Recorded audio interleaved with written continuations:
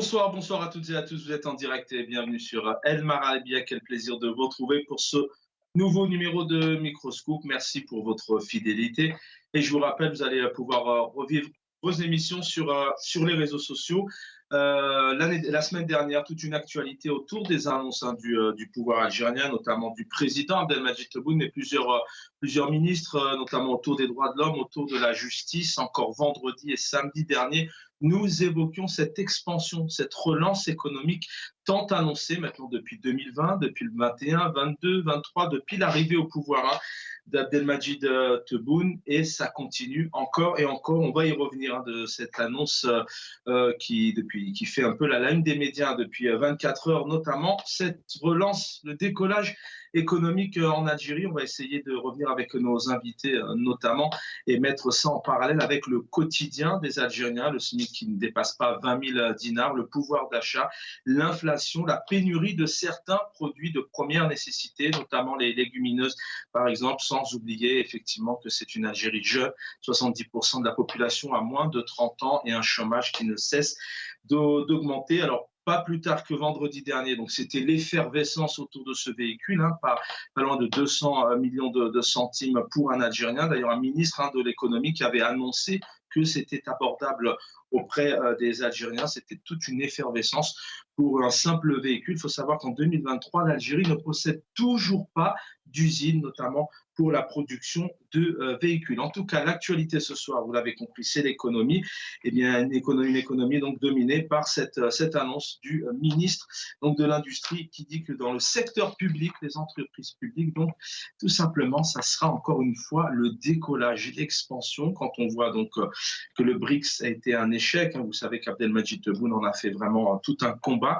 Il était assuré de rentrer dans le groupe des BRICS, c'est pas le cas. On y revient avec nos invités. Le plaisir de l'accueillir, Abdelrahim Moussawad, bonsoir, enseignant, militant en politique, bienvenue.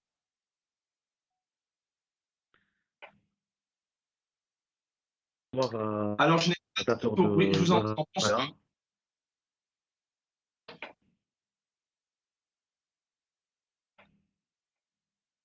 Alors, Djamal Guessoum, bonsoir. Djamal Guessoum, vous êtes président notamment du Rassemblement des Algériens de France. Bienvenue.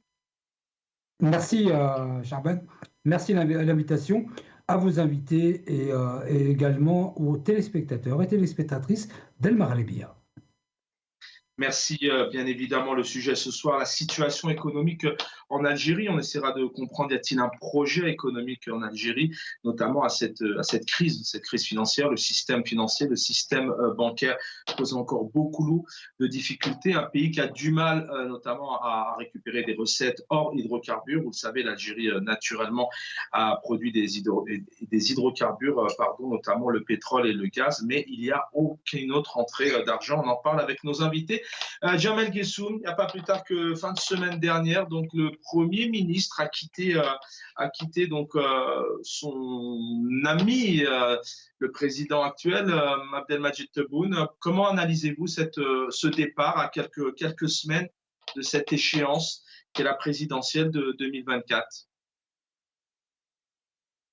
Oui, moi, je pense que le fait qu'il y ait eu un changement à la tête du gouvernement n'est pas quelque chose d'extraordinaire.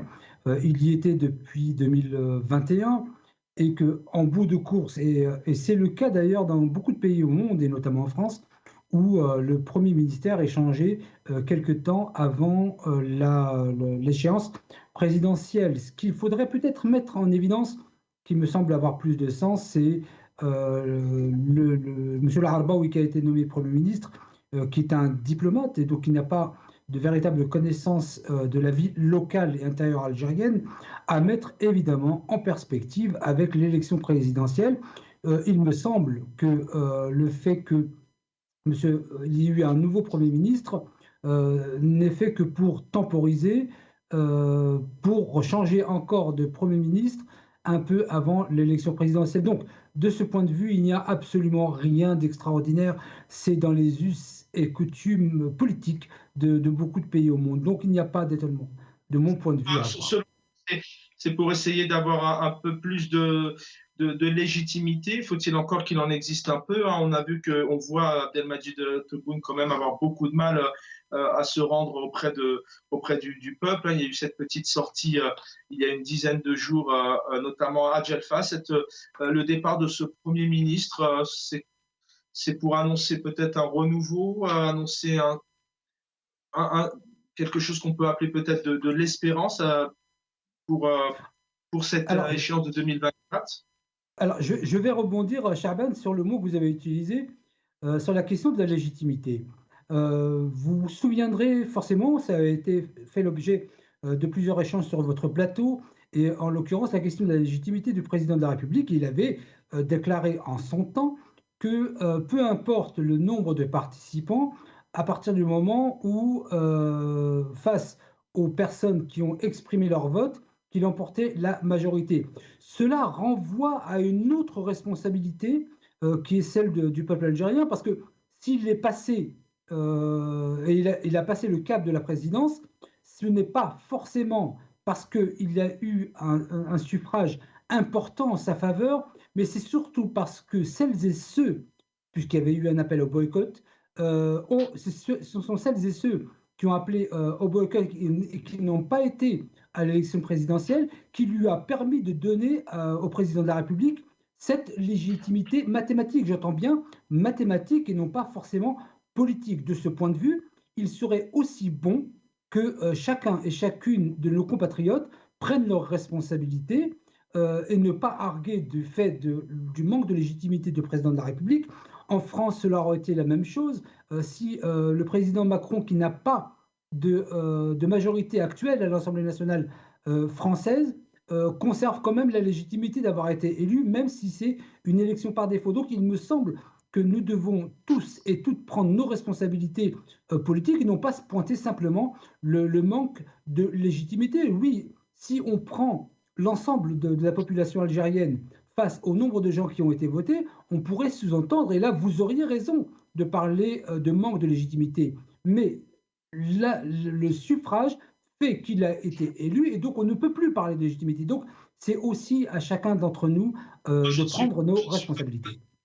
Je suis pas totalement d'accord avec vous, pas du tout. Les urnes ont parlé, hein, ça a été un fiasco. Et je ne parle pas pour l'Algérie, hein, quand on voit l'engouement que c'est, vous êtes en France et vous êtes investi aussi en politique française depuis de longues années, quand on voit que le travail qui doit être fait pour donner envie aux citoyens de voter, l'élection présidentielle, aussi bien les communales de novembre 2021 ou même le référendum de la Constitution a plutôt été vraiment, et ce sont les chiffres qui le disent, hein, a totalement été un Alors fiasco. je voudrais corriger, si vous voulez bien, Tiens, ce que je vous viens avez vous dit. joindre, on a encore le temps, on a vraiment le temps. C'est pour ça que je voulais vraiment avoir votre avis là-dessus, puisqu'on parle d'économie maintenant depuis plusieurs jours. On parle d'un pays exemplaire en termes de droits de l'homme, de médias, de justice. On vient de vivre 15 jours. Ça continue parce qu'on va revenir sur cette annonce, hein, du ministre notamment de l'Industrie. Donc il était important d'un point de vue politique d'avoir un peu votre avis. Abdelrahim Moussawel, alors je crois que nous vous avons par téléphone ce soir. J'espère que vous m'entendez. Le départ de ce Ayman Ben Abdelrahman, Premier ministre, d'abord, il faut savoir que c'est soudain en Algérie, puisque on n'a pas d'éléments précis, on n'a pas de bilan, on n'a pas de choses concrètes à débattre. Hein. On ne sait pas réellement ce qu'a fait Ayman Ben Abdelrahman depuis 4 ans. Mais selon vous, pourquoi ce départ, Abdelrahim Moussawer?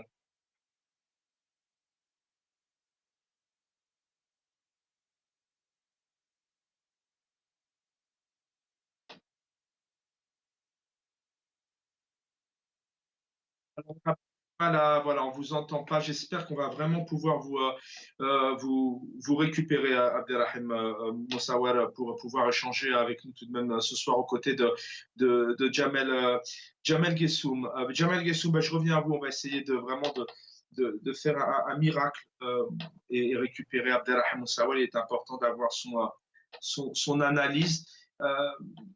Après ces quelques mots d'ouverture, hein, sur le Premier ministre, puisque il relève de la politique. Ce soir, on va essayer de comprendre est-ce que l'Algérie est en train de vivre une crise politique ou pas.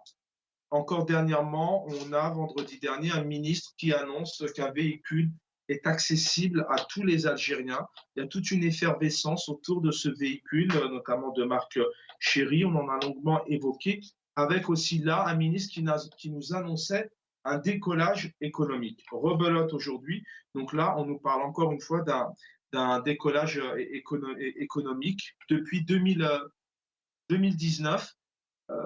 L'économie algérienne, maintenant, depuis plusieurs années, vous la situez comment, Jamel Gessoum? Investi en politique française, je ne m'investirai jamais en politique française. Je considère la politique française comme étant de la politique étrangère. Je la traite de cette manière et je me garderai bien d'entrer dans les affaires intérieures françaises. J'ai mon analyse, mais que je ne partage pas. Ce pays, bien que j'y suis né, ne m'intéresse pas sur la politique intérieure. Maintenant, sur votre question par rapport à l'aspect économique, vous avez aussi évoqué la mandature de M. Ayman Ben Abdelrahman.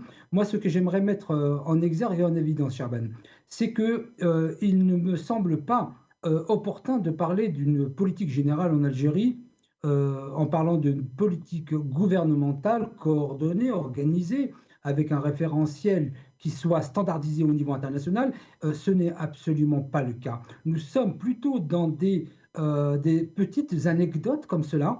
Lorsque le ministre parle du véhicule dont vous avez fait écho, Géry ou Géry ou Géry, et qui nous ressort encore la même chose aujourd'hui, nous sommes dans non pas une politique dans le sens noble du terme, si bien que la plupart des Algériens et des Algériennes en Algérie et encore plus en France ne connaissent même pas les noms et prénoms des ministres, ne savent pas ce qu'ils font. De ce point de vue, les centres de décision, et c'est bien là la difficulté en Algérie, ne sont pas les ministères et les ministres qui mèneraient des politiques, mais ça vient d'ailleurs. Donc c'est une évidence que nous sommes dans une forme de gouvernance qui me semble être plus une gouvernance de type tribal.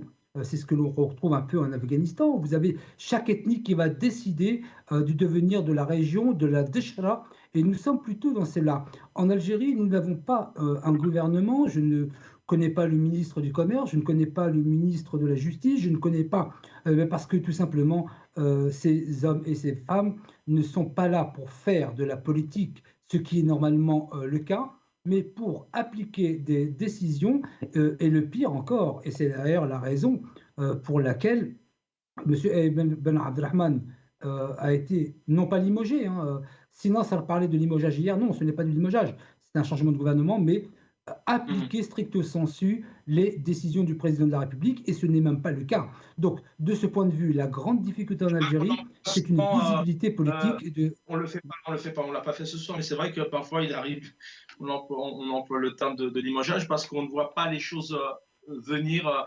Voilà, il n'y a pas eu spécial, il n'y a pas eu de débat du tout, de réflexion, de partis politiques d'opposition annoncer des critiques sur l'ancien Premier ministre.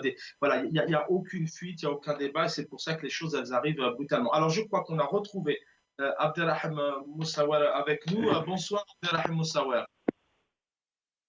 Bonsoir Chaban, bonsoir à tous les téléspectateurs de Magharibia et à vos invités. Merci pour l'invitation. Merci infiniment. Peut-être un mot sur le départ peut-être 2 minutes sur le départ de ce Premier ministre qui est là depuis depuis pas mal de temps, aux côtés d'Abdelmadjid Tebboune. Alors c'est vrai qu'on n'a aucun élément pour dire de ce qu'il a mis en place avec son gouvernement. Hein. C'est lui qui dirige le gouvernement, Abdelmadjid Tebboune, qui se sépare de ce Premier ministre pour d'ailleurs retrouver un autre. Vous allez peut-être nous en dire 2 mots, qui déjà fait partie de la famille. Donc on ne parle pas de renouveau ici. Mais ça vous évoque quoi, ce changement? Et avant d'en arriver juste derrière à l'économie, mais bien évidemment, c'est lié. Hein. La politique générale fait partie de la politique économique et vice-versa. Personnellement, il me semble que ces changements qui s'opèrent presque constamment et sans arrêt dans les différents gouvernements en Algérie s'inscrivent dans une continuité insultante non seulement vis-à-vis du peuple algérien, mais de façon globale vis-à-vis de l'exercice, d'un exercice sain et responsable des institutions de l'État. Le président lui-même, le président désigné par la junte militaire, n'oublions pas qu'à une certaine époque, lorsque Bouteflika était aux commandes, il a été nommé Premier ministre pendant même pas 3 mois et du coup, d'un certain coup, il a été limogé et remplacé par Ahmed Ouihia. Donc, d'un côté, c'est vrai que nous sommes habitués à ce genre de changement de Premier ministre, de ministre, même de diplomate à l'international. C'est comme si l'Algérie était un échiquier qui n'a aucun sens dans le jeu, c'est-à-dire même les pièces les pièces d'échecs n'ont pas de sens à mon avis. Je reviens aussi à une certaine instabilité, mais aussi à l'approche des élections de 2024, parce que là, si vous reprenez un peu les éléments du langage qui sont utilisés juste après le remplacement de Ayman Ben Abdelrahman, mais aussi de certains ministres, le redémarrage de la machine économique, industrielle, essayer de réaliser le projet ou les projets du président de la République qui ont été promis durant la campagne électorale de 2019, ça veut dire que là, nous sommes à même pas une année ou à une année de l'élection présidentielle. Depuis 4 ans, on nous parle d'une Algérie nouvelle, on nous parle de changements qui seraient opérés, c'est-à-dire après, pour eux, le Hirak. Et puis là, nous sommes en 2024, presque en 2024, ils nous parlent de la réalisation de la feuille de route du président, ils nous parlent de la relance économique. À côté de cela, Chahban, à côté de ce mensonge d'État, moi j'aimerais bien aborder un sujet très important à mes yeux. C'est que s'il y a aujourd'hui 2 machines qui fonctionnent auprès du système néocolonial en Algérie, c'est la machine du mensonge et la machine judiciaire. Parce que là, lorsque vous allez dans les tribunaux de Chlef, dans les tribunaux de Bab Loued, Borj Bouarari, Ras Loued, Ghilizan, Bouira, Bdjaya, Bir Mourad Raïs, Alger, Qli'a, sans oublier le fameux procès expéditif de nos frères et sœurs à l'Arba'a Nafia FM, jusqu'à aujourd'hui. Tous ces mensonges opérés par ce système, c'est pour cacher une réalité amère. Donc, il peut y avoir plusieurs analyses, mais l'élément essentiel, c'est de cacher la réalité amère qui s'abat sur les Algériennes et les Algériens, sur le plan politique, sur le plan des libertés, sur le plan social et sur le plan économique. Et de l'autre côté, nous amadouer avec des discours teintés de mensonges en nous disant, jusqu'à 2024, on va continuer de rêver d'une réalisation du projet présidentiel. Donc, ça s'inscrit dans la continuité d'une lâcheté qui ne dit pas son nom, mais d'une lâcheté qui a toujours été opérée par un système néocolonial en Algérie pour pour nous endormir. Si je poursuis avec vous, vous avez un peu de temps de parole en moins. Si je poursuis avec vous, effectivement, on a plusieurs annonces, une certaine théâtralisation, une scénarisation. C'est très particulier à l'Algérie. On l'a vu vendredi dernier autour de ce simple véhicule. Alors, je ne suis pas un spécialiste, je suis sûr qu'il a toutes les qualités du monde, mais ce n'est qu'un véhicule au moment où une Algérie est en train tout de même de vivre des difficultés au quotidien. On parle de difficultés légumineuses, notamment des produits de première nécessité, des œufs, des tarifs notamment des œufs qui dépassent toute concurrence. Comment vous analysez cette situation économique avec, encore une fois, cette annonce depuis 2019, depuis 2020, 21, 22, 23 et là 24, le président le rappelle chaque année, le Premier ministre, et maintenant ce sont les ministres les uns derrière les autres qui annoncent vraiment ce décollage économique.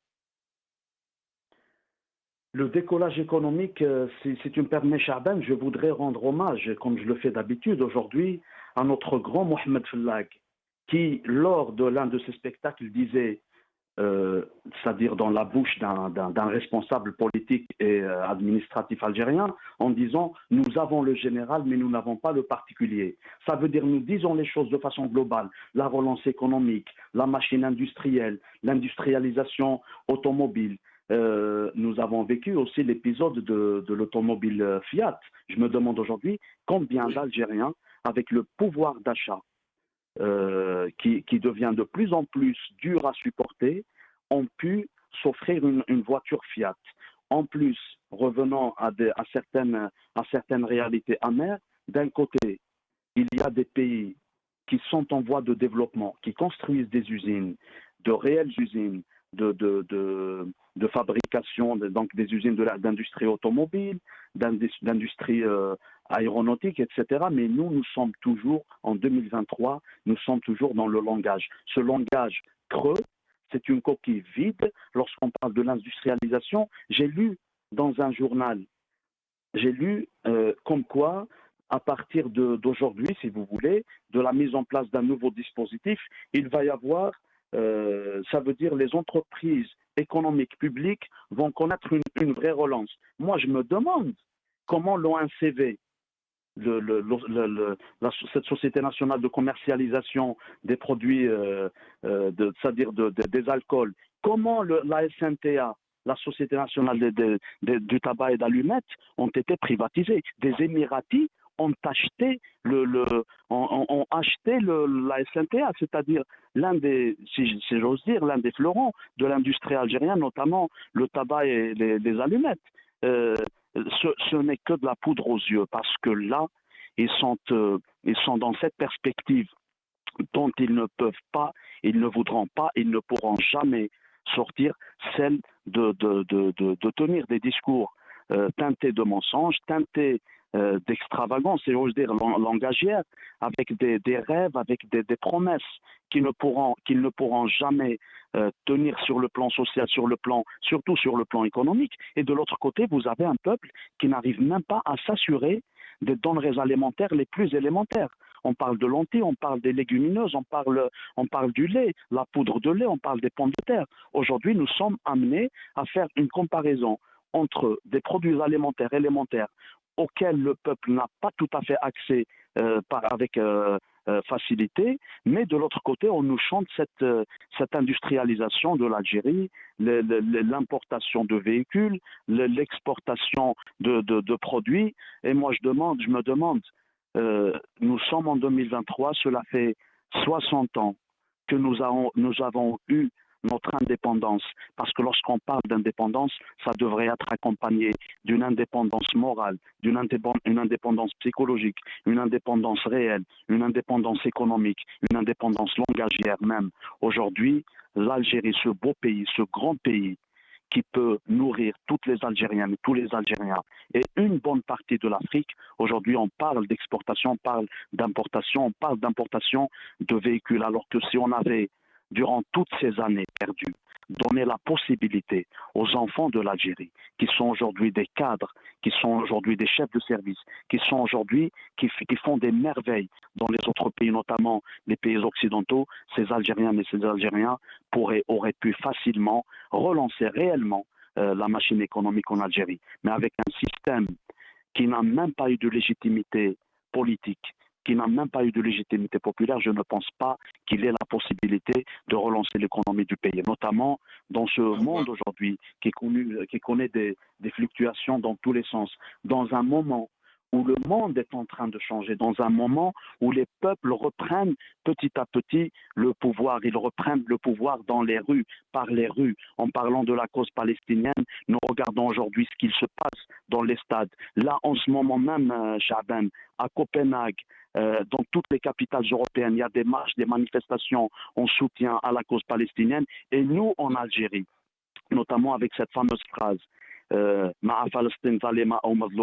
nous avons des détenus comme Lies Selij, un ancien détenu du Hirak, qui a été incarcéré récemment parce qu'il y avait une marche qui n'a pas été programmée un jeudi, bien sûr. Donc il y avait une marche de soutien au peuple palestinien. Donc là, ça nous ramènera toujours à cette difficulté de concevoir qu'on est réellement indépendant. Nous avons eu l'indépendance en 1962 par le sacrifice des hommes et des femmes, mais aussitôt elle a été confisquée par un système qui a toujours empêché à ce que les cadres, à ce que les enfants du pays prennent le pouvoir pour qu'ils puissent le développer.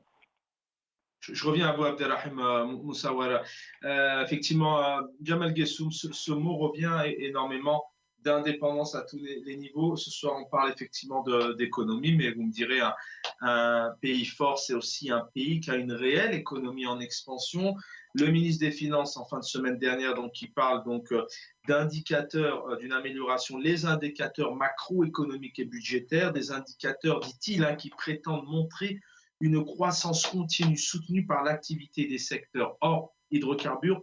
On sait tout de même que c'est un pays, et ça, nous avons les éléments, que c'est un pays qui dépend énormément aujourd'hui des hydrocarbures et l'actualité, effectivement. Donc là, aussi pour en revenir là-dessus pour nos téléspectateurs, on a donc le ministre de l'Industrie et de la Production pharmaceutique, M. Ali Aoun.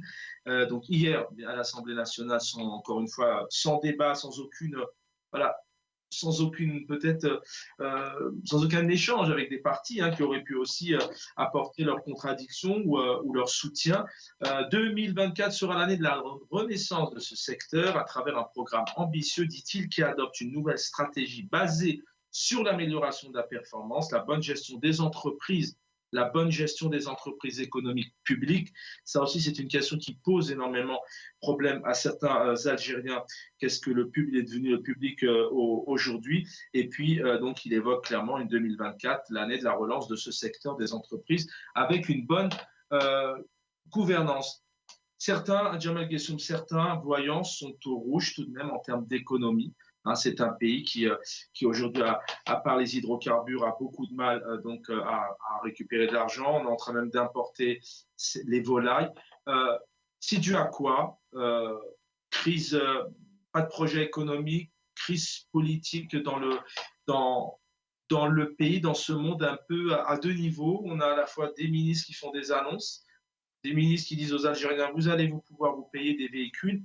Et d'un autre côté, il y a ce pays au quotidien de plus en plus difficile. Alors moi, ce que j'aimerais dire tout d'abord, c'est que n'en déplaise à mes amis, je dois dire que je suis obligé de partager grandement le bilan présenté par M. Moussaouer. N'en déplaise à mes amis et ne m'en déplaise, mais une vérité est une vérité, aussi amère soit-elle. Sur votre question, notamment que ce soit sur l'aspect macroéconomique ou plus largement de politique générale, je reviens à l'idée que j'ai de la politique en Algérie, qui n'est pas de la politique, mais qui est de l'anecdotisme, où on tire quelques fils, quelques petites choses pour donner à un semblant de vie politique. On va nous parler à un moment donné de l'ADES, de l'eau, bien après on va nous parler du véhicule chéri. Et donc nous sommes dans l'anecdotisme permanent. Et l'anecdote n'est pas une histoire. On ne peut pas faire l'histoire d'un pays. Les ambitions du pouvoir qui actuellement dirige, mène l'Algérie malheureusement à plusieurs niveaux. On a des éléments de droit au but en termes de droit au mur, pardon, en termes de liberté, d'expression libre, d'économie. C'est quoi la stratégie du pouvoir? Alors, c'est de faire semblant et de se maintenir, c'est de laisser le peuple se débrouiller tout seul. Cet anecdotisme dont vous parlez, pourquoi est-ce que le pouvoir algérien n'en sort pas? Parce que oui, il n'en sort pas. Oui, alors il n'en sort pas d'abord pour plusieurs raisons. Il n'y a pas de vision globale, il n'y a pas de vision générale, il n'y a pas de plan à long terme, et on peut trouver ça en Arabie Saoudite, sur le plan 2030, avec des moyens à mettre en face. Il n'y a pas les hommes qu'il faut là où il le faut. Il n'y a que de petites histoires qui semblent nous être racontées avec, et je le dis, je le redis, un fonctionnement de type tribal. Et donc, ce sont des tribus. Vous appelez ça des clans, visiblement. Moi, j'appelle ça un fonctionnement tribal. Et donc, en matière sociologique, si on analyse quelques tribus, on ne va pas analyser l'entièreté du pays dans sa composition politique, sociale, culturelle et économique. Et donc, nous sommes là, malheureusement, dans des petites histoires. Je ne dis pas que le président de la République, pour lequel, et je le dis, parce que je dis toujours ce que je pense, est un homme qui n'est pas mauvais. C'est un homme qui veut essayer de faire des choses, mais à partir d'un certain moment, il faut bien se rendre compte qu'il n'est pas en mesure de mettre en place une politique générale. On nous parle sans cesse de grands projets d'industrie, de grands projets de tel ou tel, mais pour cela, il faut déjà avoir un projet et il faut laisser le gouvernement gouverner. Or, en Algérie, il n'y a pas réellement de gouvernement. D'ailleurs, la logique aurait été que le nouveau Premier ministre compose son gouvernement comme dans tous les pays au monde. Et ça ne sera pas le cas, et cela démontre que nous sommes là dans une forme de langage, je dirais même de populisme. On nous parle de véhicules chéris alors qu'on n'arrive même pas à acheter des légumes. Je veux dire qu'à partir d'un certain moment, et c'est pour ça que je souhaiterais, moi, insister sur la vision politique manquante en Algérie. Vous avez, par exemple, le Front de Libération Nationale qui vient de déclarer qu'il était derrière le projet présidentiel d'Abdelmajid Tebboune. Or, tout le monde sait que le FLN, et je ne souhaite viser personne, mais c'est un peu pour moi un parc d'attractions, c'est un peu Agounland, si j'ose m'exprimer ainsi, et qui est là à donner son accord, même si c'était un ours à El Mouradi, il dirait d'accord pour l'ours. Donc on n'a pas de vision, aucun parti politique en Algérie. C'est pour ça que l'Assemblée nationale, de mon point de vue, pour moi, c'est un grand hôpital psychiatrique où ils sont frappés d'une forme d'autisme que je ne connais pas. En tout cas, ce n'est pas l'autisme de type Asperger, ça serait trop intelligent pour eux. Et donc, on n'a pas d'opposition. Il y a peut-être le parti Le Hams que je respecte parce qu'il a des positions. Et vous avez tout le reste qui ne s'opposent pas et qui ne font pas une vie politique comme on a pu le connaître il y a quelques décennies. À partir de tous ces moments, et c'est normal qu'on va nous pondre l'histoire du véhicule chéri que personne ne pourra acheter. On va nous parler, je ne sais pas si vous vous souvenez de la folie je crois que c'était M. Ayben Ben Abdelrahman, j'espère ne pas me tromper, qui avait été dans une ville nouvelle en Algérie et qui a dit qu'on était là avec les BRICS. Les habitants n'arrivaient pas à manger, on parlait des BRICS. Je veux dire qu'à partir d'un certain moment, il faut revenir au sérieux. Et moi, je dis au président de la République, si vous voulez mettre une politique générale et annoncer des choses, en tout cas des choses sérieuses, mettez les gens et laissez le gouvernement gouverner. Arrêtez de mettre un Premier ministre, ça ne sert à rien si les prises de décision se font ailleurs. Donc il faut avoir une unité politique, il ne faut pas être dans un fonctionnement de type tribal. Ça fonctionnait au Quraysh, mais pas aujourd'hui. À l'heure d'Internet, ça ne peut plus fonctionner. Et donc je dis par exemple, pour mettre en évidence un des aspects problématiques en politique, c'est que vous avez par exemple le FLN.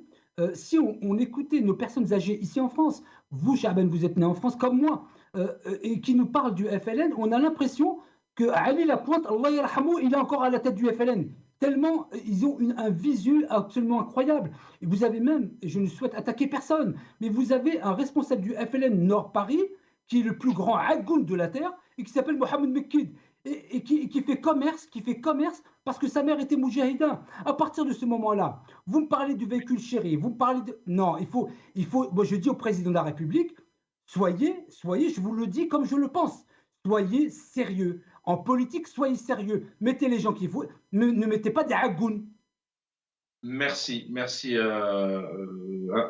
pour ces quelques éléments. Abdelrahim Moussaouali, je vous lançais tout à l'heure effectivement pour essayer peut-être de comprendre d'un point de vue global à quelques semaines de 2024 où on est ce pouvoir et ce projet politique, ce projet économique, les échecs. Notamment, dernier en date, puisqu'on parle d'économie, c'est le BRICS, c'est une vraie gifle pour le pouvoir algérien, puisque Abdelmajid Tebboune en a fait vraiment une de ses priorités. Il était quasi sûr d'avoir certains amis, comme la Chine, notamment, et la Russie, entre autres. C'est aussi un homme qui avait dit clairement avant son élection qu'il savait où était cet argent corrompu, tous ces biens mal acquis, cet argent dilapidé qu'il allait tout faire et qu'il savait d'ailleurs où ils étaient pour les récupérer. Et puis à la fin, on a aussi un président le départ de Kamel Rezig devient, donc c'était l'ancien ministre du Commerce qui a échoué totalement dans le cadre de sa gouvernance, mais qui est devenu conseiller du président. 2-3 éléments comme ça, un peu cacophoniques, qui expriment à la fois le fonctionnement du pouvoir, faut-il encore qu'il y ait un fonctionnement et un sens? Avoir un peu votre avis un peu sur ce qui se passe sur la tête de ce pouvoir à quelques mois de 2024, toujours dans le bien et le développement du pays, bien évidemment. Alors, s'il y a un élément à travers lequel je rejoins tout à fait le président désigné Abdelmajid Tebboune, c'est quand il a dit, et tu l'as bien précisé, Chaban, qu'il savait où se trouvait cet argent mal acquis. Il le sait très bien, parce que lui, en personne, il fait partie de cette Aïsaba, et il en a fait partie, il fait partie, et il fera toujours partie d'une Aïsaba qui a toujours conjugué le futur, le présent, et même l'avenir des générations en Algérie en un pillage des richesses. Ça veut dire que nous avons eu un système néocolonial dont la base ou dont l'un des fondements a toujours été de payer les richesses des citoyennes et des citoyens en Algérie, et puis satisfaire ces, si j'ose dire entre guillemets, ces patrons de l'Occident, parce que lorsqu'on parle du néocolonialisme, c'est que nous avons un pays, nous avons un peuple, une société, des richesses naturelles qui sont pillées au détriment du peuple, mais en faveur des puissances que l'on appelle entre guillemets des puissances mondiales, qui assurent une pérennité, un soutien à l'international et surtout un silence international devant toutes ces atrocités, c'est-à-dire tous les affres que vit et qui est en train de vivre que notre peuple, que ce soit en Algérie ou même les Algériens de l'étranger, parce que la diaspora algérienne, si elle est amenée à un certain moment à s'installer à l'étranger, c'est malheureusement, c'est-à-dire c'est triste de faire un constat pareil, mais c'est une réalité, c'est que des millions d'Algériens sont allés à l'étranger pour chercher une vie meilleure. Et si on revient à ces, comme tu l'as dit, à ces quelques semaines qui nous séparent de 2024, c'est-à-dire de l'année où il va y avoir, je dirais pas une élection présidentielle, parce que l'élection en réalité mérite d'être appelée en tenant compte de son réel sens. Une élection, c'est lorsqu'il y a un véritable choix porté par le peuple sur ses gouverneurs. Or, ça n'a jamais été le cas en Algérie, que ce soit au niveau de l'Assemblée nationale ou même au niveau de la présidence, parce que nos présidents ont été faits et défaits par la junte militaire. À côté de cela, pour arriver à décembre 2024, pour préparer la prochaine élection, il y a beaucoup de questions qui se posent. Qui a toujours été ou qui sera le candidat consensuel entre les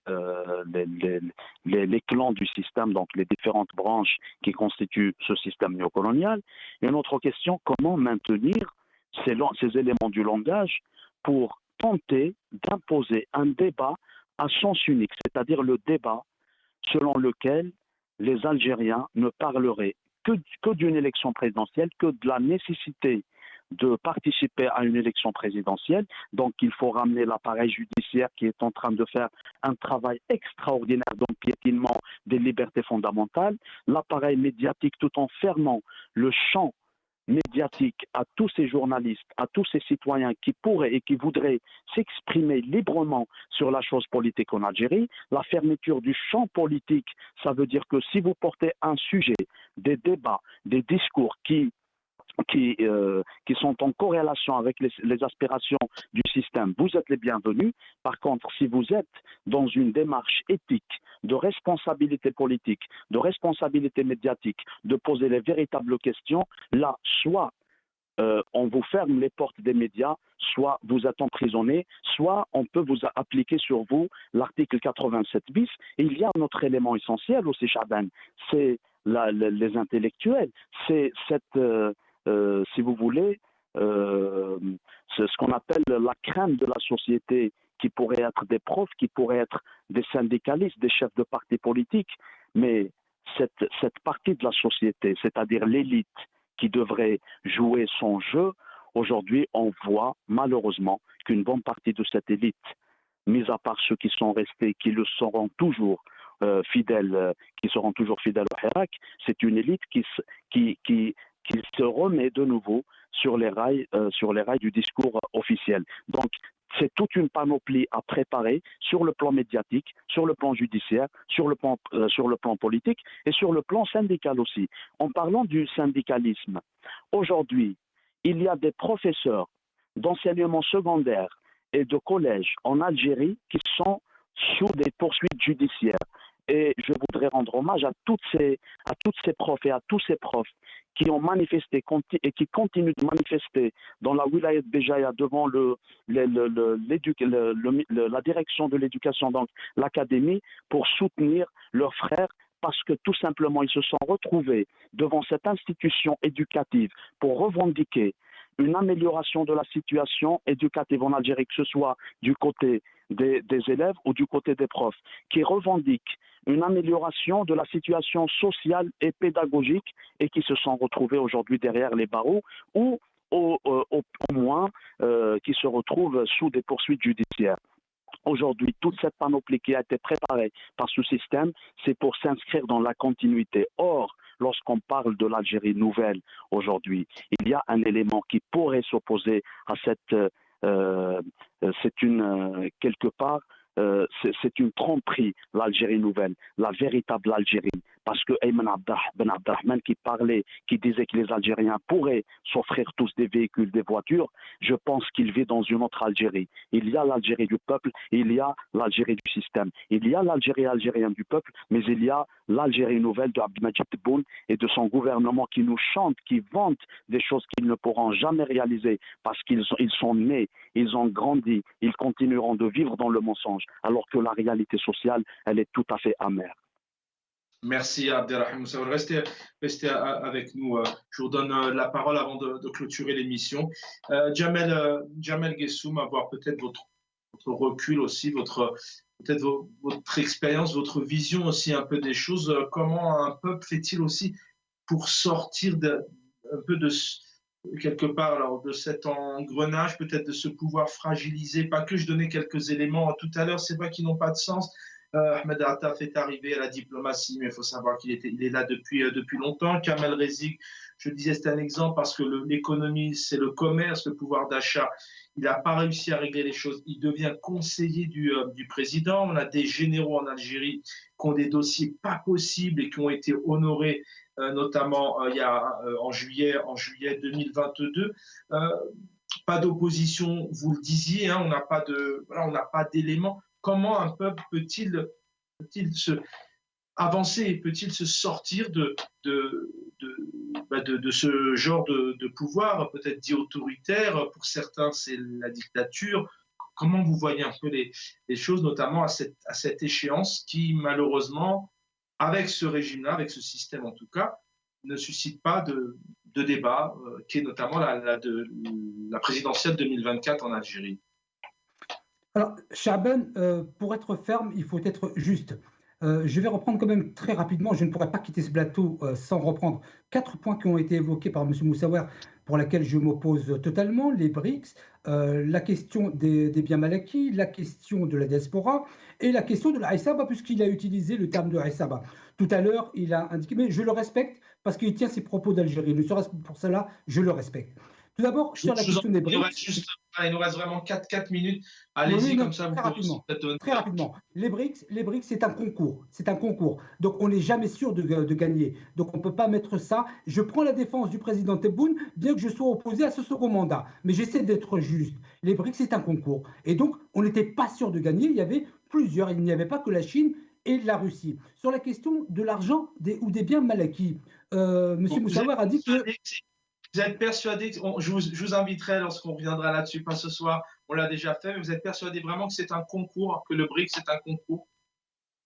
C'est un concours. Il y a plusieurs décisionnaires dans les BRICS. Il n'y avait pas que la Chine. S'il n'y avait que la Chine et la Russie, ça serait gagné. Ensuite, sur la question des biens mal acquis, le président Tebboune a dit qu'il savait où ils étaient. Mais est-ce que vous connaissez le nombre d'entraides judiciaires qui ont été formulées par l'Algérie à travers toute la planète? Donc, ce n'est pas parce qu'on sait où est un bien mal acquis qu'on peut tout de suite le récupérer. Deuxièmement, M. Moussaoui parlait de la diaspora en disant qu'ils partent à l'étranger. Je signale simplement à M. Moussaoui que 80% de la diaspora est née en France comme moi.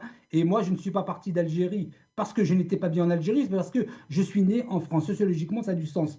Ensuite, lorsqu'il parle de la Aïsaba, et il parlait tout à l'heure de M. Tebboune qui était Premier ministre 3 mois, il a dit une vérité, mais il n'a pas dit toute la vérité, la toute vérité. C'est qu'il a été Premier ministre 3 mois, il a été limogé parce qu'il a commencé à demander des comptes, notamment à Ali Haddad. Et j'aimerais qu'on soit juste. Je suis opposé au second mandat du président Tebboune. Je ne peux pas être plus clair que ça. Mais je ne peux pas être non plus injuste en lui collant sur le dos la question des BRICS, la question des biens mal acquis, parce que ça demande des années à être récupéré, et de dire que c'est là et ça va. Et il peut essayer de se rattraper. Le président Tebboune peut essayer de se rattraper, même s'il en a fait partie. S'il peut se rattraper en fin de vie, ça serait très bien. Je reviens à vous, je vais lui redonner la parole. Tout de même, le débat des BRICS, c'était surtout de savoir est-ce qu'il était judicieux qu'un président algérien fasse d'une priorité le BRICS alors que le pays est en effervescence. Non, c'était une priorité, c'était bien. Est-ce que vous voulez réagir là-dessus tout de même?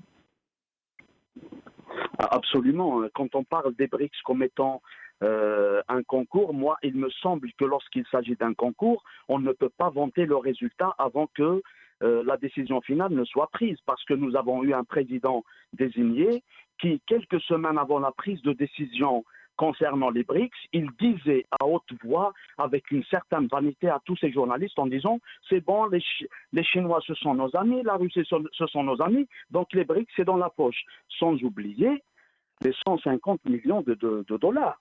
Est-ce qu'on peut faire un virement de 150 millions de dollars alors qu'on n'est pas pris dans les BRICS? Moi, je ne voudrais pas revenir sur cette question des BRICS parce que ce n'était pas le sujet que j'avais abordé, mais je demanderais aussi à avoir de la décence envers ces familles qui ont perdu des milliers de personnes en Méditerranée. Ces jeunes Algériens, n'oublions pas que pendant une semaine, en 2022, il y a eu plus de 1500 haragas qui ont traversé la Méditerranée et plus de 500 n'ont pas été trouvés. Donc là, la décence, c'est de se poser la question aujourd'hui en parlant de la diaspora, c'est que l'on soit né ici en France ou que l'on vienne, il me semble qu'il est important de rappeler que nous sommes des Algériens, nous aimons notre pays et là, nous voudrions que notre pays progresse. Merci Abdelrahim Moussawar. Rapidement avant de se quitter, donc 2024, qu'est-ce qui peut faire bouger les choses? C'est de continuer à vous exprimer les uns et les autres, continuer aussi peut-être à faire évoluer cette révolution d'une manière ou d'une autre, puisque je rappelle que malheureusement le champ médiatique en Algérie est très fermé, notamment pour donner son avis, notamment sur un peu ce qui se fait politiquement.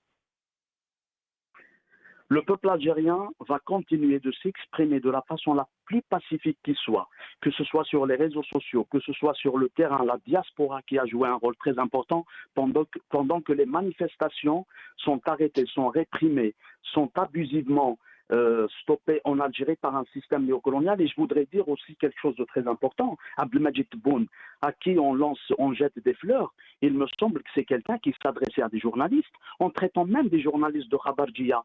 Un président du pouvoir exécutif qui se prononce sur la justice, qui se prononce à la place de la justice en disant que tel journaliste est un Khabarji, tel journaliste est accusé d'intelligence avec l'étranger. Moi, je me demande, est-ce que réellement nous avons un président ou tout simplement, est-ce que réellement nous avons un État qui est respecté dans les institutions? Nous avons un système néocolonial qui met en façade une Assemblée nationale, un Sénat, un président, un pouvoir exécutif, législatif et judiciaire, mais qui en réalité n'a que qu'une colonne vertébrale militaire. Et nous voudrions un État civil. Parce que lorsqu'on parle d'un État civil, nous ne serions pas aujourd'hui réduits à parler des pommes de terre, à parler des voitures chéries, mais on parlerait d'un véritable État de droit où l'Algérien et l'Algérienne seraient respectés dans leur dignité, dans leur personnalité. Donc si je reprends quelques éléments concernant la dimension diplomatique, mais aussi la dimension de la politique nationale en Algérie,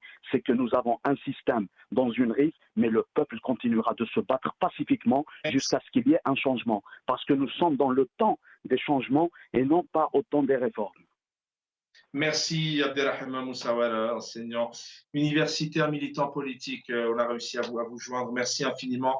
Et merci à Jamel Gessoum, président notamment du Rassemblement des Algériens de France. Merci pour votre fidélité, Jamel Gessoum. Et on rappelle que c'était en juillet dernier où le président algérien, donc à hauteur de 1,5 milliard de dollars, donc l'Algérie, après sa décision, a contribué au BRICS.